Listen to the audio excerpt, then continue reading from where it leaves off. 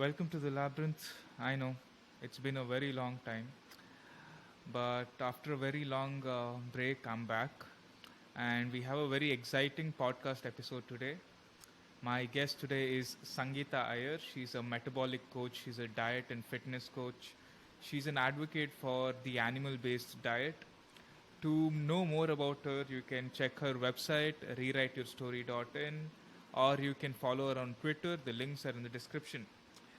And as always, if you find this podcast useful, do like, share, subscribe, leave a comment below.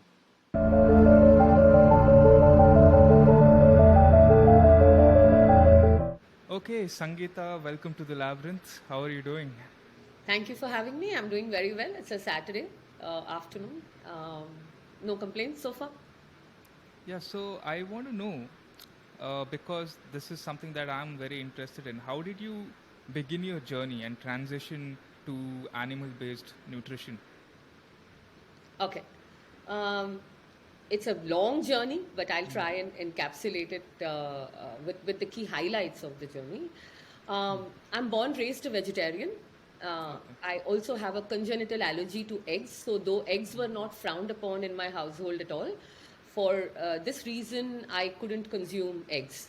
It was just not an option for me. So, born, raised a vegetarian, always been a chubby kid. Um, I like any other young teenage girl in her teens and in your mid 20s, I always had vanity as a reason. Everybody wants to look good, everybody wants to wear nice clothes, all of that. But life went on really, Pratham, and for me, the first time it kind of hit me was one, as soon as I got married, I had uncontrollable weight gain. Okay. Um, it's not like I'm a junk eater or I was irresponsible with my eating and all of that, but I was also not a very careful eater. I was eating what people regularly ate, but I necessarily didn't have a sweet tooth. I was not into colas. I was not into all of that. Okay, so when I started gaining weight immediately about a year or two into my marriage, and then I got myself checked. I was diagnosed with a condition, a very common condition that is prevalent today in one out of five women of fertile of fertility have it. Fertile age have it, which is PCOS, Okay. right? Um, Now, PCOS at that time I didn't know was at least 70 to 80% nutrition related. I had no clue. Went to the doctor. They put me on a medicine called glycomet. Glycomet, if you're not aware, is basically metformin.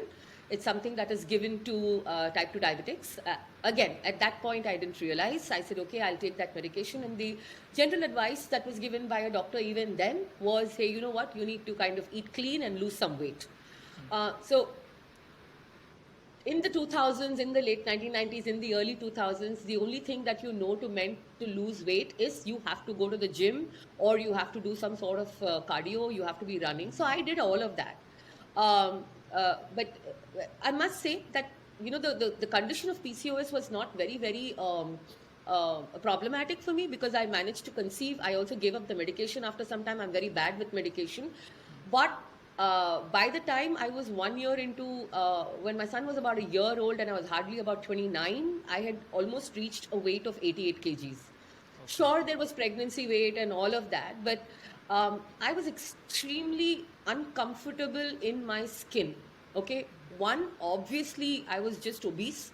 And second, by the time it was a year into my son being born, I also had gotten some blood work done and my markers showed as pre-diabetic. Okay. So I had PCOS as an underlying condition, okay, which was obviously giving me all the problems of biggest problem being putting on, uncontrollably gaining weight. And the second problem was that now my sugar was out of control. So slowly from there, so I was about 28, 29, and even pre that, I have always been a sort of a diet junkie because like I said, I've always been a chubby kid. I have always been on some form of diet, maybe not consistently, maybe I was doing it wrong, but to whatever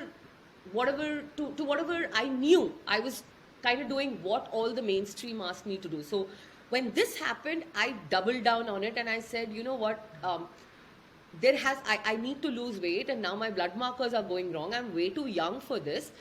And I started the whole rigorous calorie in, calorie out, being on a calorie deficit, counting your food, running on the treadmill. I was doing all of this, right? Now, the the I must say that I did find a bit of a success, right? Like when I was on that regimented plan, when I was weighing and measuring my food, I was doing all of that. I did lose some weight. I lost 5, 8 kgs, all of that. But for me, the frustration really was, and like I tell everybody, you're not, unless you're in the business of being a sports person or an athlete, there are multiple things going on in your life as a young person, at least for me, as a young mother. My baby was a year old. I was in my middle management career. I was trying to earn money. We were trying to create better value as a family. So when all of the so life also happens at a certain pace, and with all of that, to kind of be obsessive about the calories I'm eating, where my next meal is coming, I would lose track of it at some points. And the minute I would lose track of it, it would all come back. Yeah. So I went through this entire phase between pre-pregnancy and then post in a far more rigorous fashion, till from like 29, 30 till I was about 34, 35. That's exactly 10 years before, right? And I was so upset that, the one thing that I would always feel is, why is such a natural thing such as eating have to be so regimented? Like, do you count the breaths you take? Do you really do you measure the affection you give people? Is there a parameter for a sense of belonging? Can you quantify your sexual pleasure? Can you quantify safety? All these are very primal to a human being, and it has to be at some way intuitive, right? Why is this intuitively not working for me? And I am every day sitting like in my kitchen in a lab, looking at 10 grams of this and 20 grams of that. What is my calorie burn? Is my NEAT right today? I said, this cannot be it, right? And so in that process of doing all of this, and like I mentioned, if there is something that I have researched all my life, that's been nutrition, and that's been how to lose weight. Okay. And somewhere around 2014 is when I was doing some research, and I stumbled upon a paper on PubMed or Science Direct, one of the things, PubMed, I think, that spoke about the ketogenic lifestyle. Okay. Now, very clearly, I had no clue what this lifestyle is. I was reading about it, and when I read the components of nutrition in it, it basically was so counterintuitive and so contrarian to what mainstream was telling you to do. Like, carbs are for energy, saturated fat is bad, meat causes cancer, high protein will create issues with your kidney, eat 6 small meals a day, your metabolism will go for a toss if you skip your breakfast. Or it kind of debunked everything that I knew for 10 years prior, and I was trying to do. And I said, okay, I have come.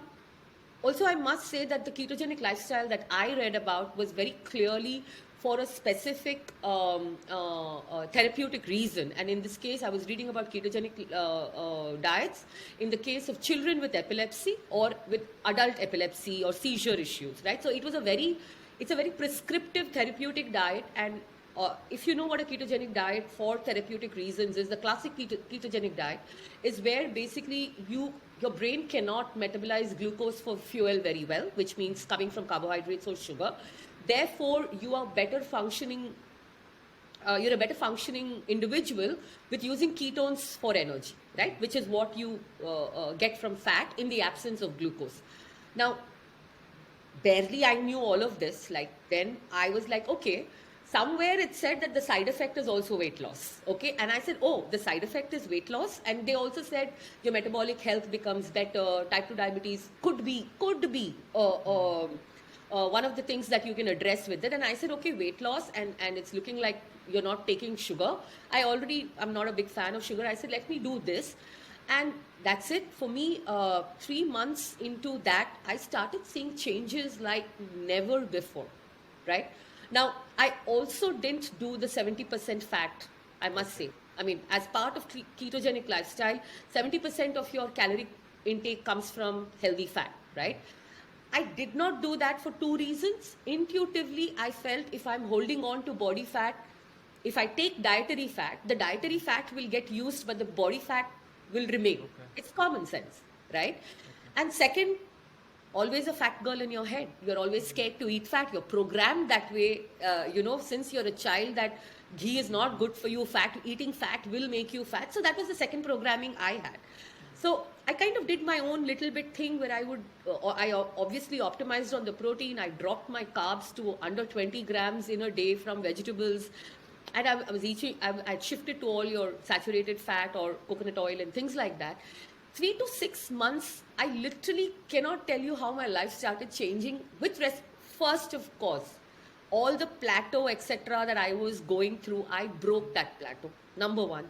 Number two, very automatically in the same year, I've been going to the gym since 2009, but I was doing monkey workouts, the thing that they make women do, more of Okay. aerobic exercises, Zumba, all aimed at mindless cardio. Hear me out. I'm not saying cardiovascular exercise has no role to play, but I think if you're looking at fat loss, more than cardio, it is resistance training that helps. And that's what I found out. Like I said, one thing after the other opened up for me. So along with following a ketogenic lifestyle, or what I made of the ketogenic lifestyle, I also started pivoting my training more to strength training. So I started lifting more weights. I dropped my cardio to a bit of a bare minimum, like 20 minutes of a walk or a good walk on a Sunday. I'm generally active. I'm not a person. So for me, I have what they call the fidgeting energy, which comes under NEAT, right? Non-exercise activity. So I'm in general a fidgeter. I move around a lot. So when I started bringing these like fundamental changes, and the third thing that happened in the same year or around 2015 is I stumbled upon Dr. Jason Fung. I mention him all the time. And therefore, to what people say now, people know fasting and all of that. So about 8-10 years ago is when, along with the ketogenic lifestyle, along with strength training, I brought an intermittent fasting into my schedule. And 1 year, 18 months, I think, 18 months from when I started all of this, uh, there was no pre-diabetes. I had lost all the weight. I had come down to 60 kgs, which is ideally my weight. And further on, then I went on to become my really ideal weight, which is 55, 56 in 2017. I went back to my gynac, and there was no cyst anymore. Wow. So, I had reversed all of this, and thereon, slowly and steadily, I have been a big advocate largely for myself and friends and family.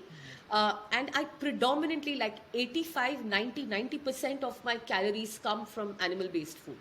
Okay. So, very important to understand, the minute I say animal-based food, somehow people think it's red meat. It's not that restrictive. So, I call it meat, poultry, right? Seafood, eggs, dairy. Okay. So I am on that. I've always been on an animal-based diet since then, and some spectrum of controlling my carbs, right? Okay. Like usually my carbs are 80, 50 grams less. Sometimes it'll be zero. Sometimes I'll do carnivore. And doing all of this, since 2015, 16, I have eliminated the word calorie in my brain.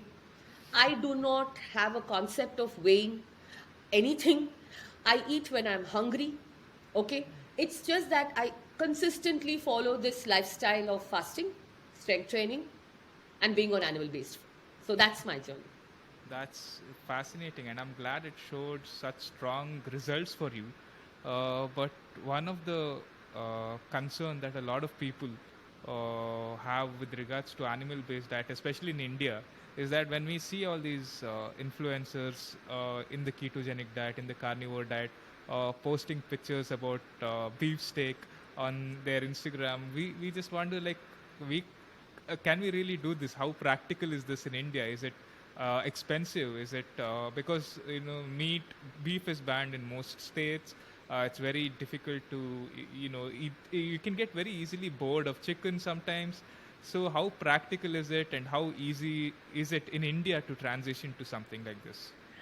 I completely understand. See, the carnivore diet is an export of it's the last couple of years or 3 years of what we've been seeing largely on Twitter, led by a lot of people in the West, and steak is a big thing there, right? Which is why I say that you have to be smart, a little sensible, to make it inclusive for a country like India. Now, undoubtedly, if protein is going to be the hero of every meal, and it should be, is it going to be slightly more expensive than what we eat today? Oh, 100%. Because the cheapest calorie source are grains and cereals and pulses, right? Now, it's a question of, we can discuss privilege, we can discuss the economics of it and all of that, but those are all completely different discussions depending upon the strata of society that you're speaking to, and policy making and decision and all of that. But to answer your question, for the regular person, okay, while it is highly beneficial to eat red meat, and there is nothing wrong with eating red meat every day, and in India, you're rightly said, the one thing that was affordable in red meat was beef, and that's now banned in a lot of places. It's $400 a kg.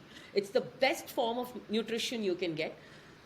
I think you can still be healthy on a relatively that's why I listed what is animal-based food, right?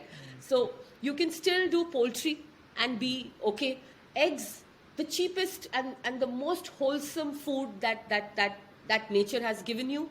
A little bit of fish, depending upon where you are, prawns, and I say dairy, our good old dairy, which is whether you're a vegetarian, non-vegetarian, Indians have dairy in their culture. Paneer, yogurt, good quality milk, some cheese, which is not highly processed. So if expense is an issue and you're a large family, try and bring in red meat twice a week, right? Now, even if you're averse for whatever reasons, social, religious, or whatever, I keep those discussions very away, because we're talking nutrition.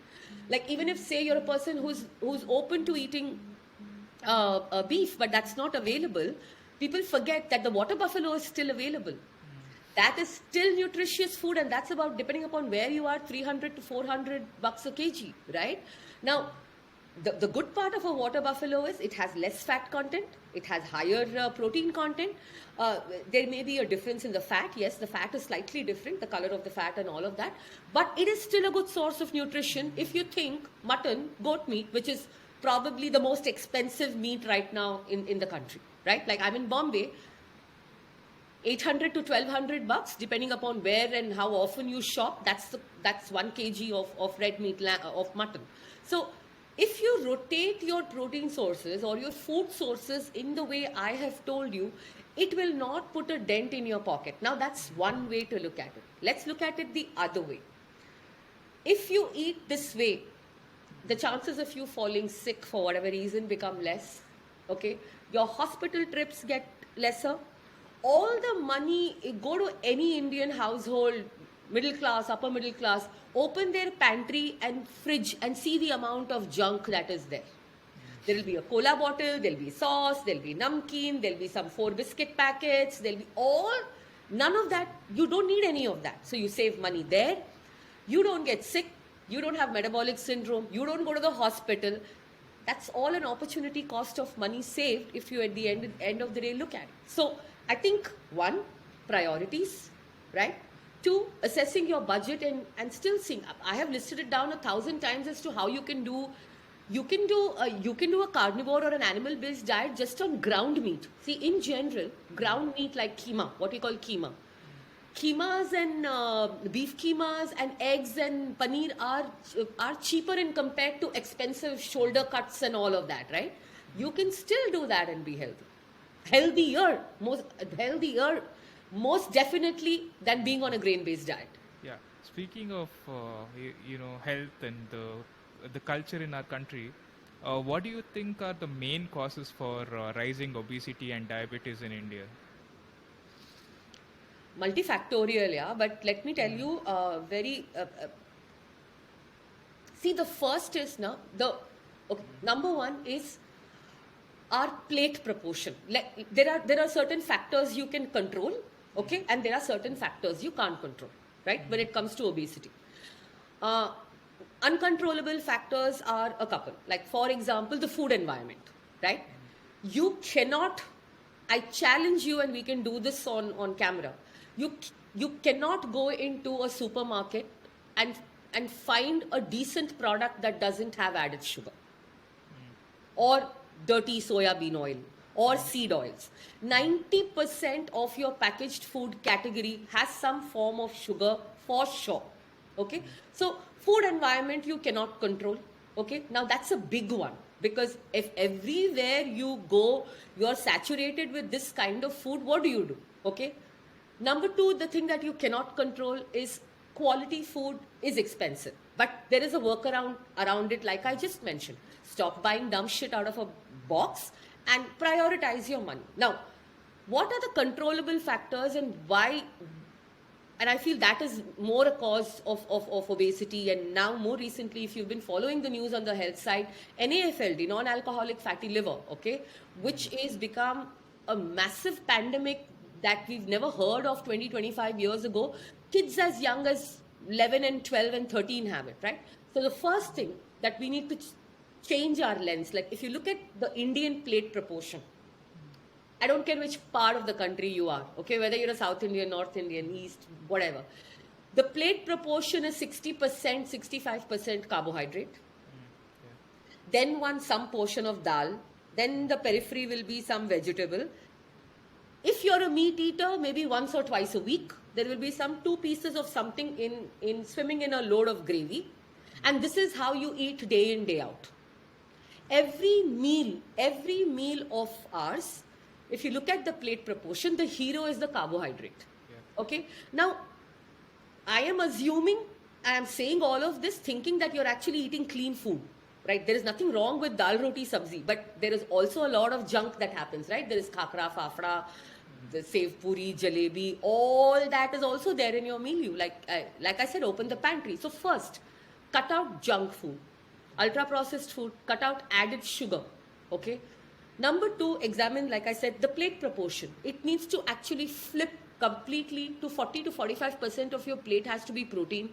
Then you have your vegetables, then comes lentils, and then maybe grain, whether it's rice or roti.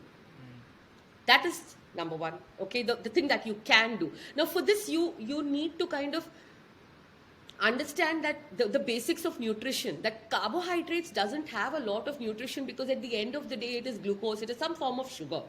The two major macronutrients that you actually cannot do without are protein and fat. You need amino acids and free fatty acids. Now nobody knows this, again, because there is so much vilification of protein. Forget animal based protein of any kind, right? The second thing, obviously, that has become a lifestyle issue is we are sedentary. Okay, now everywhere you go, and more so we saw in the pandemic what happened, right? Like that little bit of walking to the bus stop or taking a bus or then taking a train or then do when even that movement died, and we're largely sedentary, 8 to 10 hours of work. If you don't purposefully or intentfully or with intention move 45 minutes to 1 hour a day, you're not going to be healthy. Yeah. Okay, now exercise, movement has got very, very little to do with weight gain and obesity, because 95% of fat loss and weight gain is what you put in your mouth day in, day out, because you can never outrun, outwalk, out exercise a bad diet. But what that 45 minutes or 1 hour of intentful moving does is, one, it does great for your body. Two, it puts you in the right mental space. You know, when you go out, walk in the nature, get some sun, you're moving. See, the body is, it's a mean machine. It is made it is made for laborious work. That is how we were healthy, right? So now we don't have that kind of laborious work. So you have to intentfully move, either do some strength training, some yoga, something.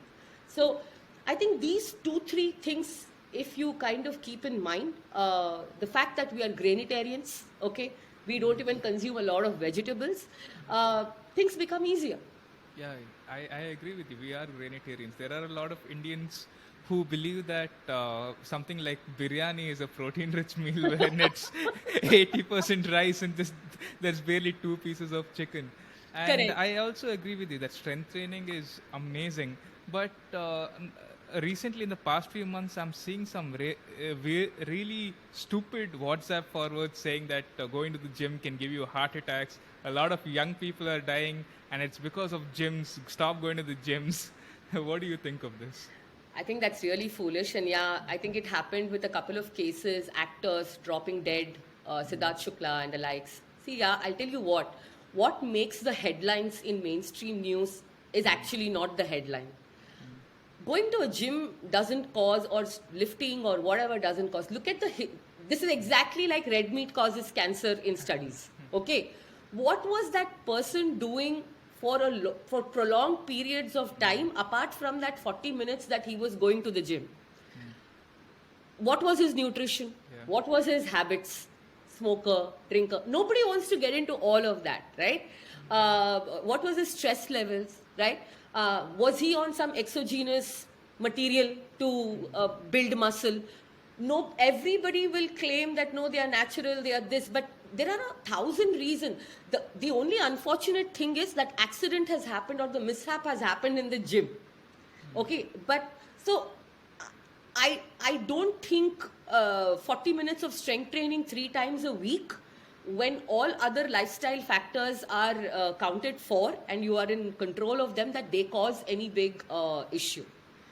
Okay, so that's I think that's like I said, that's like saying red meat causes cancer, because in every study that you've done on red meat, probably they were smoking, they were drinking, there were stress levels. You didn't control for all the factors. You just said that now the meat causes cancer. Yeah. So, like I said, so it's unfortunate that incident has happened in the gym, but you really have to look at what the person's lifestyle overall has been.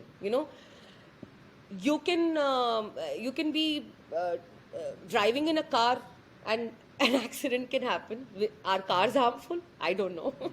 Yeah, maybe he was drinking while driving. So there are a lot of other factors that people Absolutely. are not taking in. Yeah. So yeah, another thing that gets blamed a lot, and this is very divisive now, and I want to know your opinion on this. What's your take on seed oils?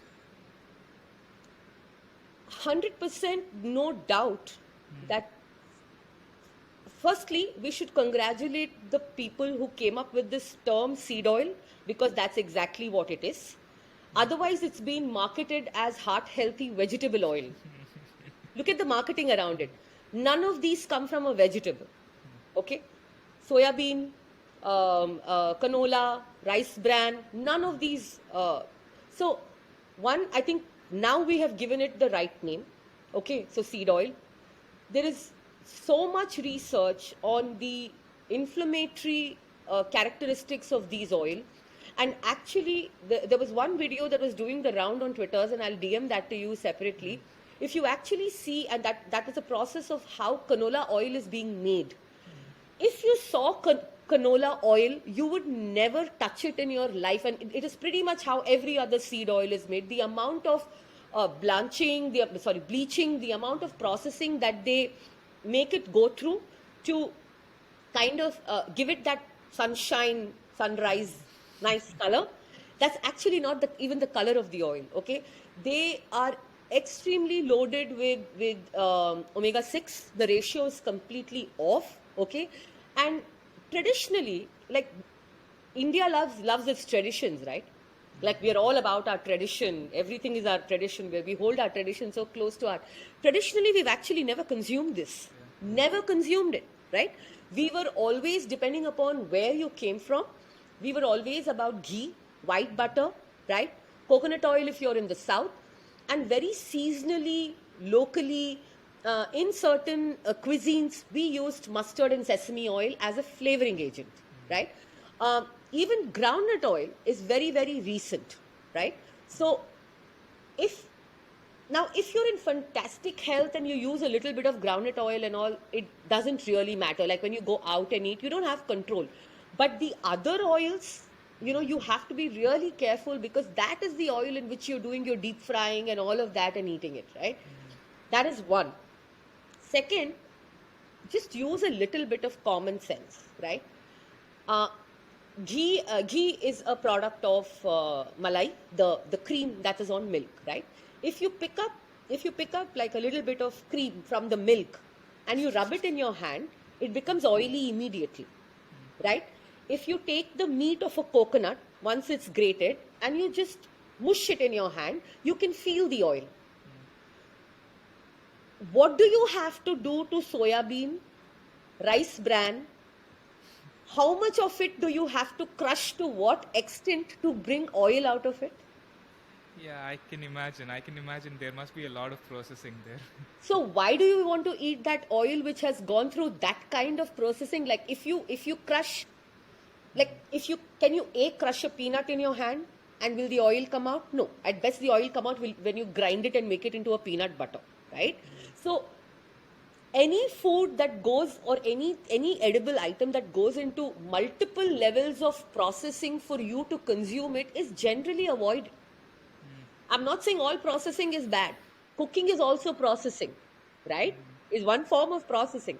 But if you have to put it into a factory and go through multiple levels of processing, then that oil is not good for you. It's pretty simple. Now, Okay. the other thing is, if you see, all these are cheap because they are mass manufactured, right? So that's the other reason why it is marketed as such. I mean, compared to good quality ghee, a groundnut oil is expensive. Yeah. Yeah, Even in my household, I've managed to get rid of all most seed oils, and correct. we now use coconut oil or butter and ghee. But I think a decade ago, when we saw, maybe 20 years ago, we saw so many ads about all these oils.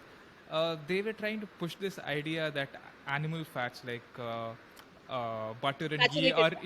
even coconut oil, is bad. It'll give you cholesterol and it'll give you a heart attack and it'll kill you. And that's the reason why a lot of people shifted to the so-called healthy sunflower oil and rice bran oil. Yeah, yeah, correct. No, that's true. I think what has been going on with animal-based fat, which is basically largely saturated fat, and coconut oil is not saturated as much, but what has been going on actually with animal fat, and which is what traditionally wherever you are in the world, right?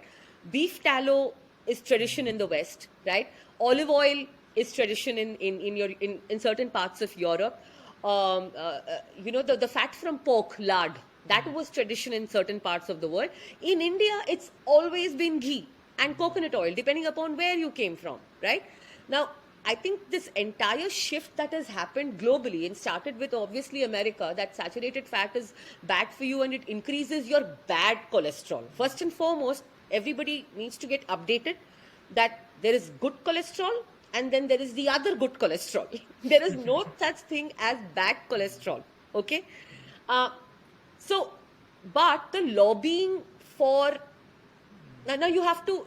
I don't expect the layperson to understand this much. The fact is that I've been in the field for 15 years, and Pratham, you are doing some research around it, and you are interested. So you will know certain how the conspiracy theories and how the marketing happens. So at some point, it was said that saturated fat increases cholesterol, and therefore the pharma industry made something called as a statin, and the statin is $1 billion industry, and therefore to lower your LDL cholesterol, now you have to take a statin. That's how saturated fat became bad for you completely.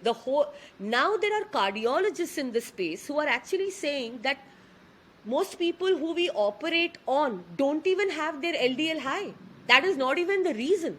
Now the whole, and if you look at the space, the most cardiologists will tell you that it is the ratio of triglycerides to LDL cholesterol in comparison with another, like how low is your insulin levels and fasting insulin levels, etc., are better predictors of cardiovascular disease rather than LDL cholesterol.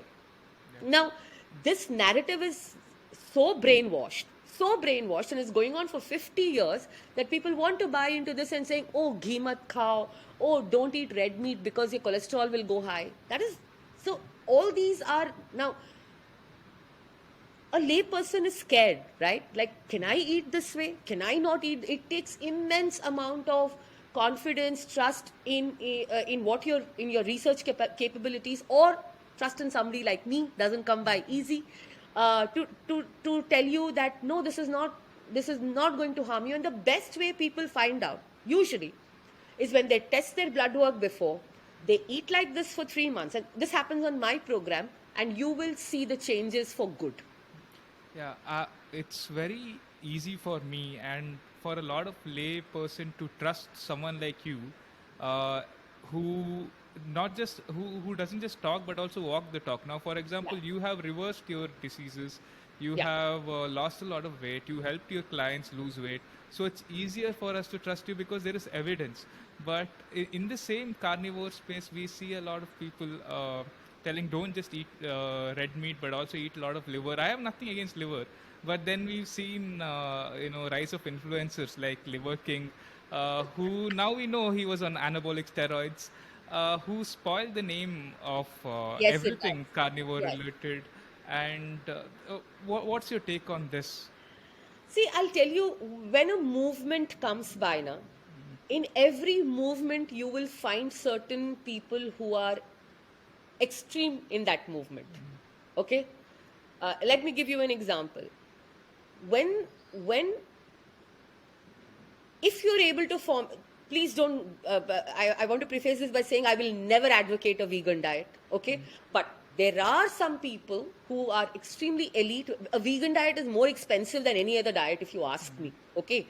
One is you need to know your nutrition so well to formulate it, right? So anyway, when the vegan diet started, and when there were a set of elite who were able to do the vegan diet with the right amount of supplementation, and they did supplement, it was still okay.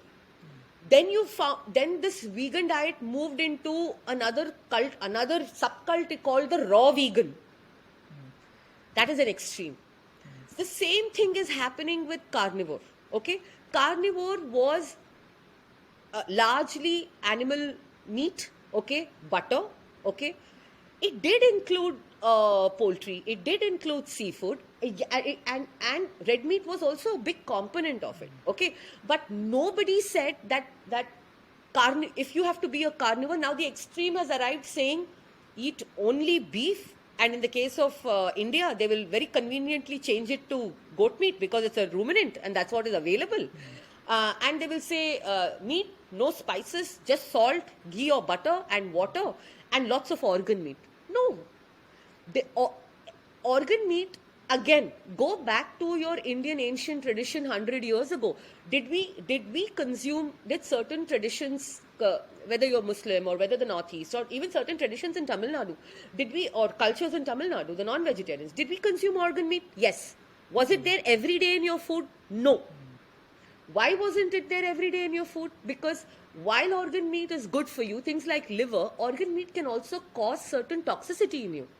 Vitamin A, retinol toxicity, consuming lots of liver is a fact. It's also a fact that why nature has made it slightly unpalatable to eat certain organ meat. Because you're not supposed to consume it every damn day, right? Ask any carnivore, I mean, very few people enjoy the taste of liver. It is pungent, me included. So while you can have your paya soup and bone broth, and it's like I just came back from Vietnam, they are big into chicken feet, okay? Offal, there is a certain way and method to incorporate this. And like I said, like you have an extreme view on this point, now there is an extreme view that has come here. And last few days, I have been on a carnivore diet since Jan 1. I just took up the thing, I'll do it just to show people, and I've been doing it on Twitter, just to show people that, at the end of the day, it's not some cult with some rules. You just have to know the basic things, and ultimately nuance and personalization in nutrition needs to happen, right? It has to get more inclusive. Some people just cannot tolerate the taste of red meat because it's too pungent. Maybe they are just transitioning. Are you telling me that they cannot gain any benefit from being on an animal-based diet, which doesn't include red meat? Oh, hell, 100% yes. So all these carnivore bros, who basically tend to be very young kids, and they tend to be also gym bros, okay? Please understand there is also an innate need that people have, and I'm saying this in a nice manner, to belong to a tribe. That sense of belonging gives them currency. And largely, this is why they're probably doing it. very well intended people, but I don't think they are able to help a lot of people. So, because not everybody is you. That's the first rule of being a coach. Like any kind of a coach, right? Whether you're a habit coach or whether you're a nutrition coach or whether you're a life coach, everybody is not you. So not everything will apply to the same measure and same discipline and same compliance as I will. I can go for a year without touching a piece of sugar, like even a grain. I'm fine. Okay, I can go 1 year without touching a grain. Not everybody is like that. So I think, like I said, the carnivore community is a very, very small community. In fact, I know only handful of people who do it properly.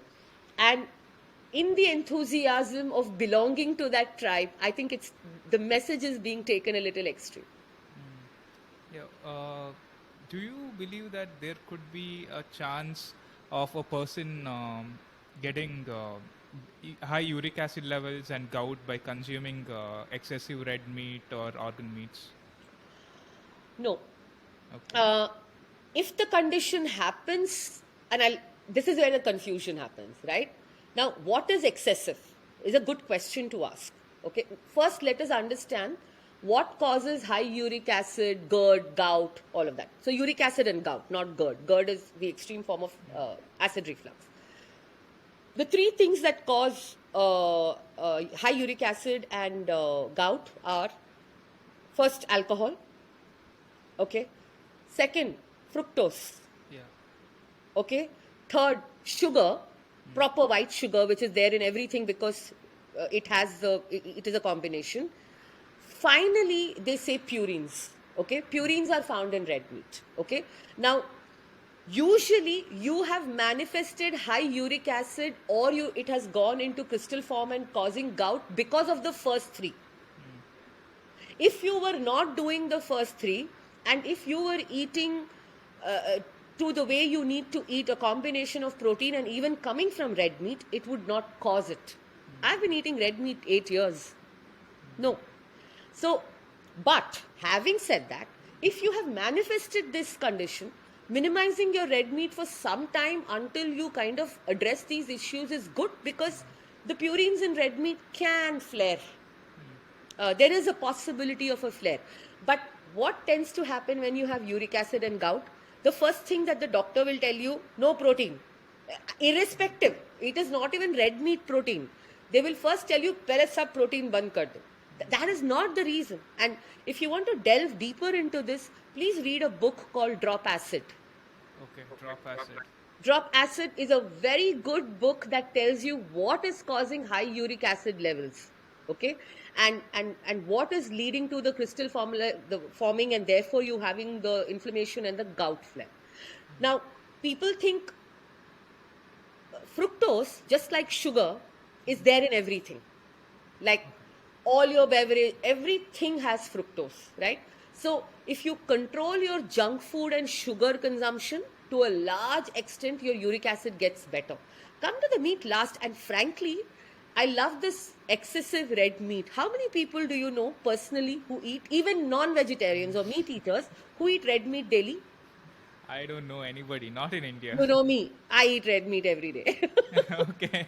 My one meal is red meat for sure. If not every day, 4 times a week for sure. Okay. So we don't even know. And how much red meat are you eating? Really? 200 grams? 150 grams? 3 pieces?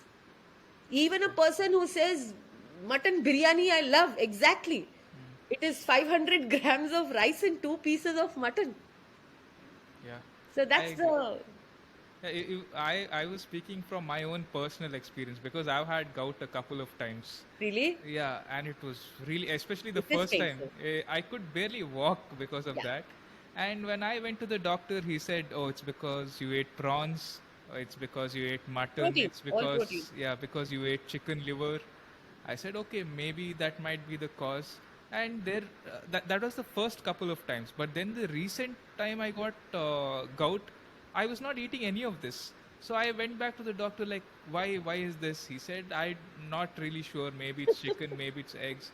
So I went to another doctor, and he explained clearly it's probably because you drink fruit juices every day, and I was drinking fruit juices every day. He said stop drinking Oh fruit juices my every day. God. Uh, Yeah, never. okay, stop having so much fructose. Like he said preferably don't even eat fruits for a while, Correct. and you'll be Absolutely. fine.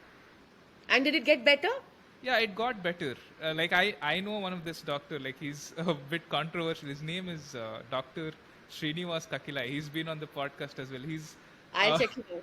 yeah, he became viral during this COVID era when he went into the supermarket without wearing a mask, and it Good. it came all over the news. No, So but see, you don't find doctors like this. See, that's exactly, see, it'll never strike anybody. They're like, but fruit juice is so healthy. Like, people apple a day think, keeps a doctor away. yeah, people think fruit is divine food. You can eat any and you can do anything to it. Fruit juice is the worst you can do. And you're absolutely right. If somebody presents gout to me, I will get them off even fruit. First, first I look at alcohol. Second, I look at fruit juice. Third, like I said, sugar.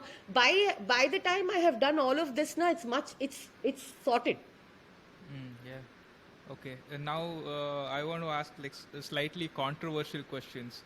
In the past 2 years, we've seen. I've noticed this. Like a lot of people are losing faith in health institutes. They're losing faith in the mainstream experts, especially after COVID. A lot of people are saying lockdowns were terrible. They were bad for our health.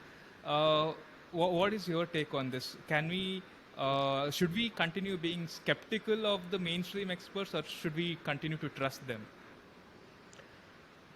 If you've ever, I don't know if you've ever checked me out on Twitter, I say make a note of all that mainstream tells you and then just do the opposite of it.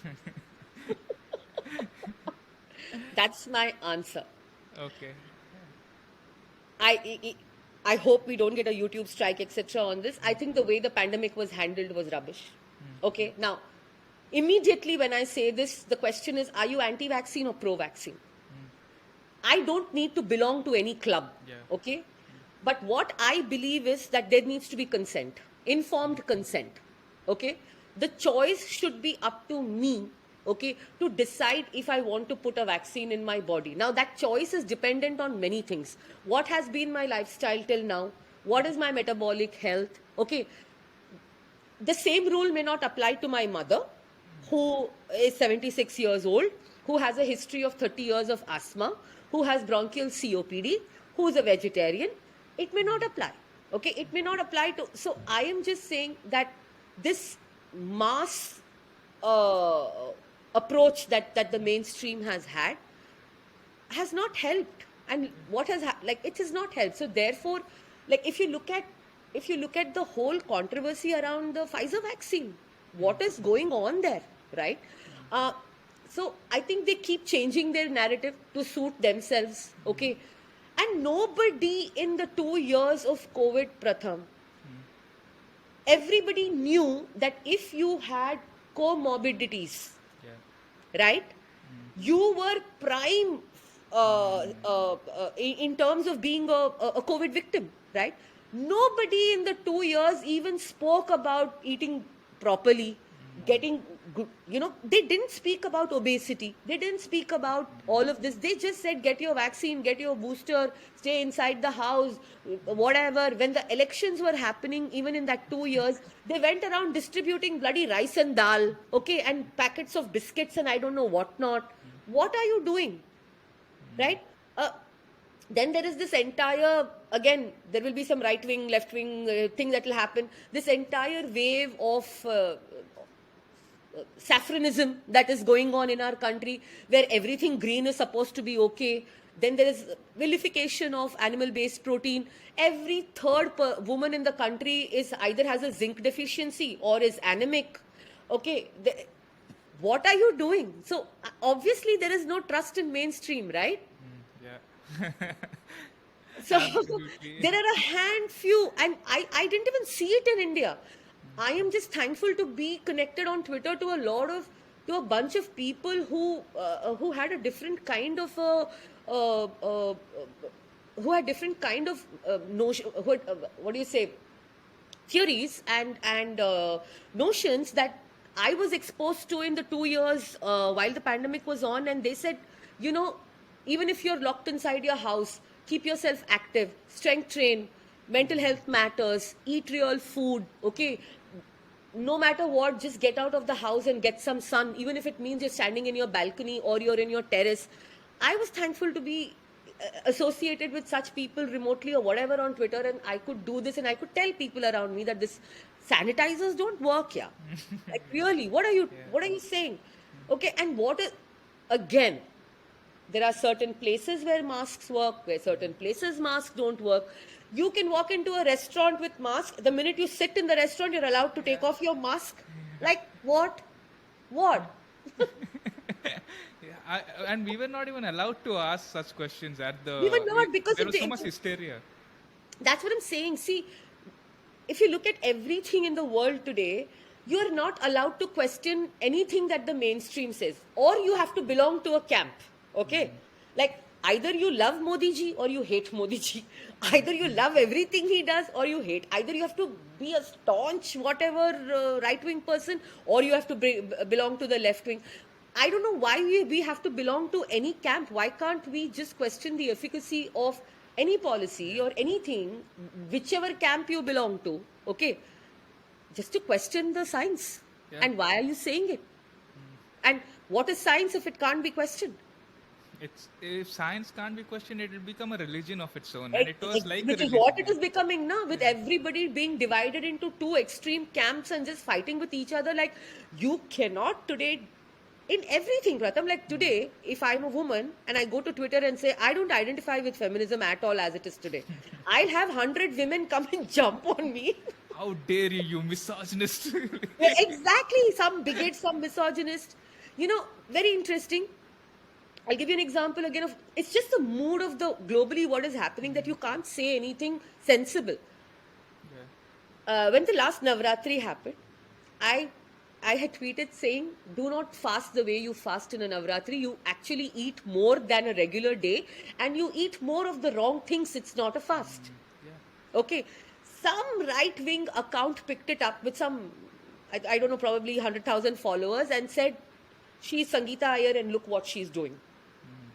Like some anti-Hindu. I said, have you gone and checked my tweets? I said the same thing on Ramzan also.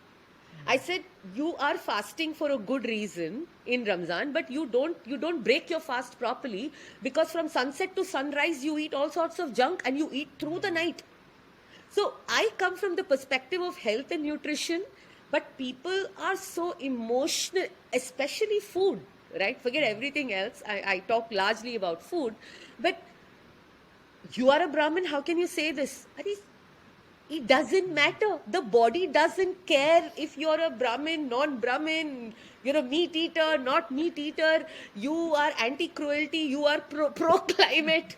Body doesn't care. Yeah. You have to eat as per the human body. It's as simple as that. I think food has gotten too political in the past. Emotional. You're so attached irrationally to it that you can't make any logic. They call me corpse eater. That's what a lot of vegans say, right? You're eating dead animals. What am I Yeah, supposed to eat? An alive animal? I mean, exactly. that's what most animals eat, actually. A lion Right eats a away. deer when it's still alive. That's far more cruel. That's what No, I nature had a vegan intended. in my office. He says, why don't you eat other human beings? I said, no species cannibalizes its own species unless it is dying. Like a lion will not eat a lion. Okay. So there is no law. I'm like, you can't guilt and shame me. It's just not. Then I gave him a reference of that. There was that movie, The Crash in the Alps, in the 1970s, where a plane with 12 sports persons crashed in the Alps. And look this up. It's called Crash in the Alps or something. And actually, one of the members ate the butt of another dead member to survive in the Alps. They were stranded in the Alps for 40 days without food, and it was cold. I gave him that example. He's like, oh yeah. I said, yeah. Like, our primal nature is not to eat each other, but if it comes to that, I think we can. Anyways, to conclude, what are your future plans? Um, so I started one-to-one consulting and working in this space after all these years of nutrition research. I certified myself a couple of years ago. I'm in the process. I continuously keep certifying myself. Right. I'm currently it's work in progress. I'm certifying myself from South Africa, from the Tim Noakes Association, for working with things like low carb. I want to get into certain other parts of nutrition which is not spoken about a lot, which is food addiction. Just like there are therapies for other kinds of addiction, I do believe food is addictive. I definitely believe sugar addiction is a thing. People used to make fun of me when I said that sugar is addictive. Now everybody's coming to accept, to understand that yes, 100% sugar is an addiction. So I want to kind of branch into all of that, so that I can help more people. Um, but my plans are just about this. Yeah, rewrite your story is what I do. That's my platform. www.rewriteyourstory.in is where I'm reachable. I work in the entire spectrum of metabolic syndrome, barring mental health. I am not qualified to handle dementia and Alzheimer's. I don't. But otherwise, I work with type 2 diabetes, NAFLD, PCOS, irritable bowel syndrome, GERD, acidity, reflux, or acid reflux, and of course our good old weight loss that never, you know. So I work in this entire space, and my journey is to help more and more and more people get healthy.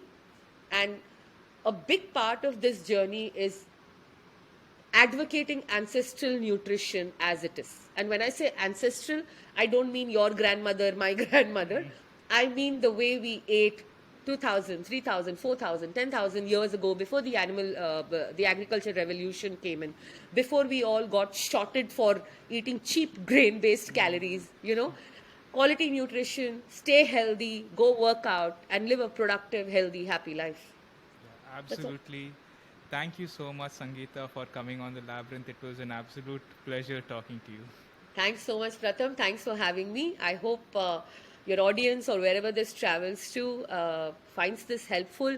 Yes, I'm controversial. I just want to end the podcast with one thing. A lot of people carry a misconception saying that Sangeeta advocates so much of meat based that if you're a vegetarian, you can't talk to her. That's not the point at all. 50% of my clientele are vegetarian or some form of egg eating vegetarian. Not everybody eats meat. It is also not completely true that if you're on a vegetarian diet, you can't be healthy. You can be, provided you know how to formulate a vegetarian diet well, and you may need help by somebody like me, and you strategically may need supplementation. Okay, you need to be focused on how to get your protein, you need to be frugal with your food, you need to bring an aggressive fasting routine, do all of these things, and as a vegetarian you can live a very, very healthy life without no issues. The reason I wanted to plug this in is I get this a lot, that you can't talk to her if you're not a vegetarian. Yeah. All right. Yeah. So that concludes the podcast. You can check Sangeetha Aiyer on rewriteyourstory.in. All the links are in the description. Thank you. Thanks so much, Pratham. Have a great Saturday, man. Yeah, you Take too. care. Yeah. Bye. Bye.